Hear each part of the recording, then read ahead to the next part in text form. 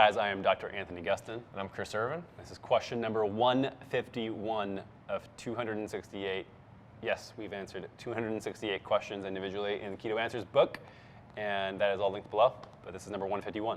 All right, so the question is, can I have protein powder on a ketogenic diet? Yeah, are protein powders good? Are they bad? What's the scoop? Yeah. See what I did there? What's the scoop on protein powders? Let's get into it. So what do you say about it? Let's get your take I first. have protein powders daily, so and I want to be healthy, so I think that they're totally fine. Okay. So when we start talking about like protein powders being okay, is there anything that people should be looking out for? Certain types of protein? What's your take So there? maybe let's just back it up and think about like why would people think that protein powders are not good Yeah, on a that's a great ketogenic point. diet? And I think that people think that when you have protein on keto, especially a form that you can drink, it's just going to, via this process called gluconeogenesis, turn into, like you say, chocolate cake in your bloodstream, which is just ridiculous. Yeah, so a lot of people fear high protein intake, especially from a shake, because shakes tend to be a lot more rapidly absorbing. So they assume that because we've been told to fear this gluconeogenesis, which for those of you who don't know, that's breaking down non-carbohydrate sources and converting it to glucose in the blood. So because this process does occur in the body, but because we know of this, we tend to fear that having too much protein is going to just stimulate us to be kicked out of ketosis and have a bunch of glucose floating around. Yeah, so sad fact that this also happens just by using fat for energy. So when you break down fatty acids, it has a glycerol backbone that turns into glucose, glycogen via gluconeogenesis as well. Same thing as protein. So if you're on a ketogenic diet, you're already doing this naturally. You want that for a lot of different reasons. Like only certain cells in certain organs can use glucose. So you want that in your bloodstream. You don't want your glucose to go to zero. Right. This is not a process to be afraid of. Carbs aren't the devil. Blood glucose isn't the devil on ketosis. It's the opposite. So like we still want this blood glucose in our bloodstream. So even if that were the case, not to be worried about. Yeah, so the point is that this does occur and it's a good thing, we need it to occur, but it's a demand-driven process, which means it's not a supply-driven process. So just because there's not some magical threshold in your body that says if you have more than 150 grams of protein, then it's just going to start converting over to glucose. That's not how it works. This is a demand-driven process where your body will complete this when it needs glucose. So as Dr. Gustin said, there's certain cells in the body that just have to have glucose. They can't run on ketones and fat for energy, and that's why this process exists in our body. So let's chat about the different types of protein powder. I'm a big fan of collagen. I just don't think that we get enough collagen day to day currently. I think that we've gone away from eating the whole animal, and we just eat these muscle meat cuts, some of the fat, not a lot of collagen. And so there's a lot of different reasons why. Your body is made of more than just muscles.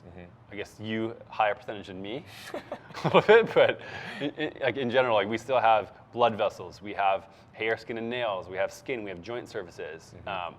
Your gut lining, all that stuff is made from collagen and connective tissue, not from the muscle meat that you get. And so if you want those things to adapt, to grow, to be healthy for a long period of time, I think that's a really easy way to get that is through the use of collagen. So I mean, that's why I do 2-3 scoops of collagen per day, personally.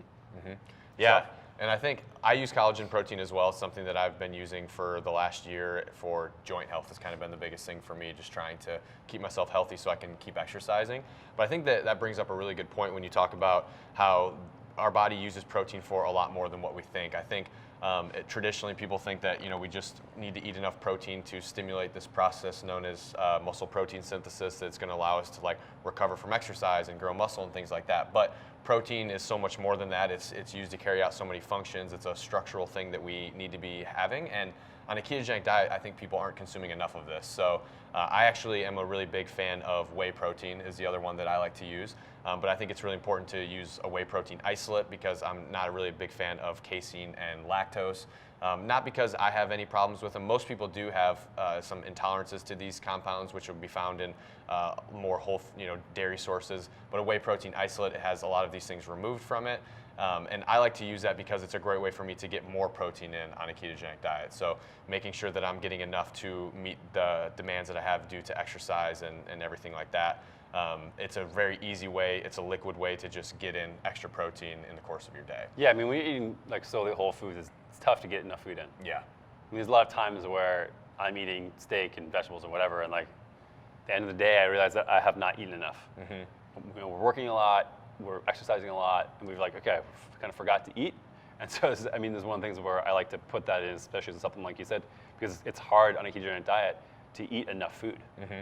Yeah, and if we can look at a lot of research that talks about this, but if we look at one of a really great study that came out at the end of last year, it had people following ketogenic diet for, it was like 8 to 12 weeks or something like that, and they were consuming just 20% of their calories from protein, and they were exercising, and the people lost muscle in this group, especially the men. So that just kind of shows that like they just weren't consuming enough protein. And when we start looking at research studies where they're consuming more protein than that, and we start looking at a lot of the anecdotal evidence, we see that people are they can maintain and gain muscle when they're consuming enough protein. So these protein shakes and these protein powders, they shouldn't be something that you rely on. They shouldn't be used as like frequent meal replacement shakes and use that instead of whole food protein sources, but they're a great way to get additional protein in to kind of meet the demands of your body. Yeah, supplements are called supplements for a reason. They supplement real food. They do not replace it. These are not called meal replacements in our mind. Yeah. So when you're going to be getting a lot more micronutrients and things from eating a steak,